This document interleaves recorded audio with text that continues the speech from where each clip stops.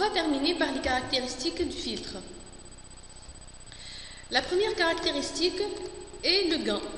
Le filtre laisse passer les signaux dont la fréquence se situe dans la plage appelée bande passante. Il atténue de manière plus ou moins importante les signaux en dehors de la bande passante. La deuxième caractéristique, c'est les fréquences de coupure basses et hautes. Ils sont les limites de la bande passante et aussi les fréquences où l'amplification a été divisée par 1,4 et atteinte lorsque le gain du filtre a chuté de 3 dB. On peut calculer la fréquence de coupure par la formule suivante: G égale à G0 moins 3 dB ou AV égale à AV0 sur racine de 2. Comme montre la figure suivante, on observe le gain dans la bande passante, ce qui est en jaune, G0 égale à moins 1 dB. Lorsqu'il est chuté de 3 dB, c'est moins 4 dB, la fréquence de coupure basse.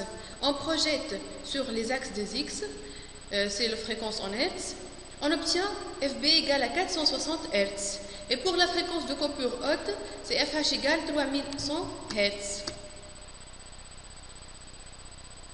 Et on termine par l'ondulation dans la bande passante. Si le gain n'est pas constant dans la bande passante, on caractérise les variations du gain par l'ondulation et on donne le gain en précisant l'amplitude de la variation. Par exemple, G égale 22 plus ou moins 1,5 dB indique que le gain dans la bande passante vaut 22 dB.